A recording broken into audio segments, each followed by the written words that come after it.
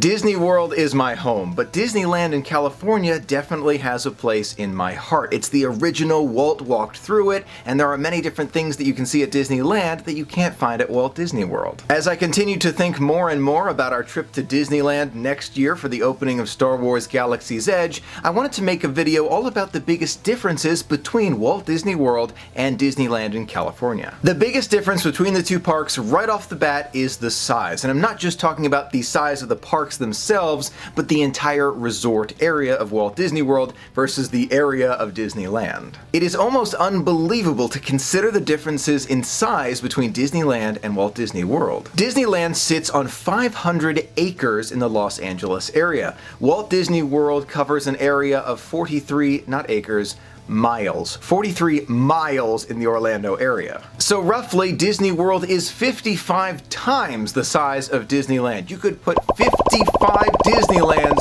in the Walt Disney World Resort. It's crazy to think about, and if you consider the number of attractions that they have at Disneyland and Disney World, it gets even crazier. At the time of filming, and don't forget this number changes a lot because they're adding different attractions all the time, Disneyland has 91 different attractions for guests, and Walt Disney World has 160 attractions for guests. It's really interesting to think about. In 1/55th the size of Disney World, they've managed to fit 91 attractions. It is so impressive, the engineering that it took to put that together. And don't forget, those 91 attractions are between two different parks, Disneyland and California Adventure. At Walt Disney World, these 160 are split between 4 different theme parks. So there are about 70 more attractions at Walt Disney World than they have at Disneyland. But don't set Disneyland aside just like that. Disneyland has a lot of very unique attractions that you can't find at Walt Disney World, and many that you can't find anywhere else. Just a few of my favorites include the Matterhorn and the Indiana Jones ride. Those are great, and there are many throwbacks at Disneyland that used to be at Walt Disney World but aren't there anymore, like Mr. Toad's Wild Ride and Toontown. But since we are talking about unique rides, we've got to give it to Walt Disney World for things like Kilimanjaro Safaris and Flight of Passage and the new Slinky Dog Dash. There are quite a few unique things at Disney World as well. Now, the number of attractions aren't the only difference between Disney World and Disneyland. Believe it or not, Disney World has almost 4 times the number of dining locations that Disneyland does. At the time of filming, Disneyland has 109 different dining locations, but Walt Disney World has 413. But hold on there a second. Quantity is only one factor when it comes to dining. We've also got to consider the quality. There is no question that the quality is different, but it also depends on the restaurant that you're going to. So this is where I feel like personal taste really plays a big role. Would you prefer a Monte Cristo sandwich from Disneyland, or maybe a bison burger from Walt Disney World? It just depends on your personal taste, what you like most.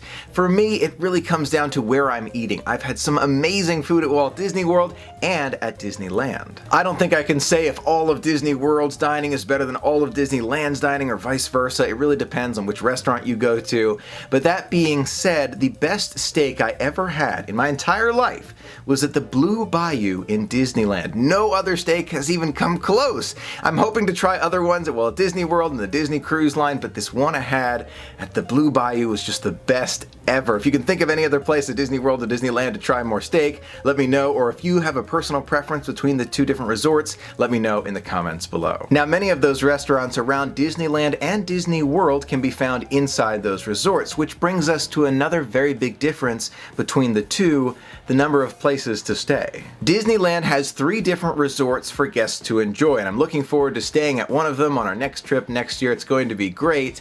But at Disney World, they don't have 3, they have 32 resorts. 32 resorts. I know it is difficult to believe if you've never been to Walt Disney World before and you've only been to Disneyland, but with all of that space and all of the theming that they've put into all of these different resorts, it really adds to the experience for me. Resort hopping at Disneyland is a lot of fun. It's relatively easy. I explored some of the lobbies. I saw some really cool pictures, but at Walt Disney World, it's an experience in and of itself and totally different. I really love Disney World for that. Resort hopping at Disney Disneyland is fun. I've done it before. You go through the lobbies, you see some really old pictures and a lot of cool things, but compared to Disney World, it's just not fair. Disney World resort hopping can take more than one day. I am not kidding. As you go from restaurant to restaurant, you get immersed in the theme. To me, it really adds to the magic so much. Now let's talk about the parks themselves, and one of the biggest differences you might notice as you walk in is the castles are totally different. Disneyland's castle in California is themed after Aurora from Sleeping Beauty. You can actually walk through the castle, which I have done,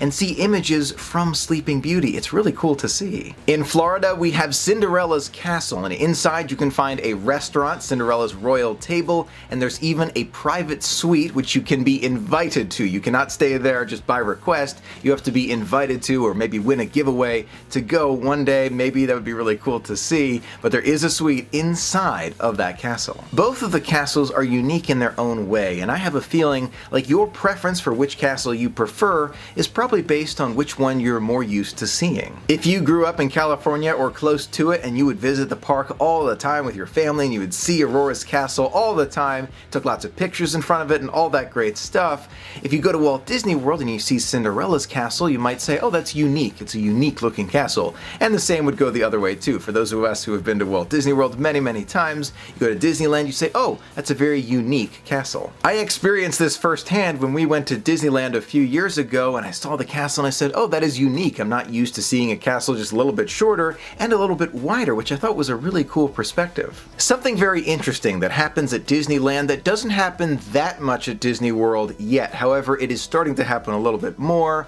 are the special overlays that Disneyland will put over some rides for special times of year. Disneyland's Haunted Mansion is the best example. Jack Skellington from Nightmare Before Christmas comes to the ride every September to haunt guests. Disney World is getting a very light version of this. We see this at Mickey's Not So Scary Halloween Party this year with the special overlay to Space Mountain and Pirates of the Caribbean, but it is nothing even close to what they have at Disneyland. For Mickey's Not So Scary Halloween Party this year, Space Mountain turns all the lights off and has a different soundtrack, and Pirates of the Caribbean, there are some real-life pirates who are shouting a lot of different things, and the Mad Tea Party, you see lights and there's fog, but compared to what they have at Disneyland, it's not quite there yet. But it is a good sign. Maybe Disney World will start to take more of these things from Disneyland, and perhaps we'll see a Haunted Mansion overlay at Disney World in the future. Disneyland and Disney World also have unique shows between the two. For example, at Walt Disney World, you can find Monsters, Inc. Laugh Floor and Beauty and the Beast live on stage, and many others. At Disneyland, they have Frozen live and one of my favorites, World of Color. Another unique difference between the two parks are the number of meet and greets, the characters that you can meet at the two parks. According to Disney's website, there are 28 different meet and greets that you can experience at Disneyland and 51 meet and greets at Walt Disney World, so just about double the number that they have at Disneyland. However, Disney World is missing a major part of the magic that they have at Disneyland and even on the Disney Cruise Line, and that's Marvel characters. As you may know, Walt Disney World cannot use some of those Marvel characters due to a licensing issue that might be resolved in the future. We'll have to wait and see. So if you want to meet those Marvel characters, you have to head to Disneyland or head to sea with the Disney Cruise Line. The nighttime entertainment is also unique. The fireworks are great in their own way at each of the two parks. However, Disneyland does not have illuminations. Currently my favorite fireworks show at Walt Disney World. Now these are some of the biggest differences between the two, but as you can tell, it really does come down to the size. It affects just about everything between the two parks and brings up one of the most important differences between the two. How many days do you need to experience a lot of the magic at both of these parks? Now don't forget, this is totally my opinion, but when it comes down to experiencing a majority of what each of these two areas has to offer, Disneyland is perfect for a shorter trip and Walt Disney World is perfect for a longer trip. Now let me be clear, this is not because I think that one is more fun or there's more magic at one rather than the other. Not at all. This comes down to what you want to experience on your vacation. Maybe you have a longer vacation, 7 days, and you want to go to Walt Disney World and experience more, or maybe a shorter time period would be better for you. Time off work, time off school, things to consider. I spoke to a friend recently who went to Walt Disney World and only had 5 days there, and she felt like she really was missing out on quite a few things when she left. And don't worry, you're not alone there. You know how frequently I'm at Walt Disney World, and I always have more things to see in the future. At Disneyland, if you were there for the same amount of time, you'd probably feel like you've experienced a lot of what Disneyland has to offer, and you'd come away with a slightly different feeling at the end. Disneyland is perfect for those who can take maybe a long weekend or maybe just 4 or 5 days. You can experience many of those great magical moments and come away feeling like you saw quite a bit. So yes, there are differences between Disneyland and Disney World, but I'm very happy about that. It means that I can go to a different park across the country and find all sorts of unique experiences that I can't find at Walt Disney World. Now, of all of these differences, or maybe one I didn't mention, what do you like most that's unique at each park? Is it the opportunity to walk around World Showcase trying different food from all around the world? Or maybe it's the Incredicoaster at Disneyland? Or maybe it has to do more with Disney history, and when you walk through Disneyland, you look up at the fire station at night, you can see that light and think of Walt. Or maybe kind of his future vision of what Walt Disney World would be, even though he did not see it, and immediately my mind goes to Epcot. I think of him pointing out what Epcot will be. Whatever it is, let me know your thoughts in the comments below. For me, it has a lot to do with what I grew up with. As a family, we would go to Walt Disney World all the time, and I can think back to those memories with my family, whether it's walking around World Showcase or just through the Magic Kingdom, and I can smile remembering all of those great times. At Disneyland, it's a very different connection. My family and I did go to Disneyland together, but when I'm there, I think of the man, Walt Disney, who created a place for us all to experience the magic together. It's different, but also magical. Thank you so much for being a part of the magic with me. Until next time, have a magical day.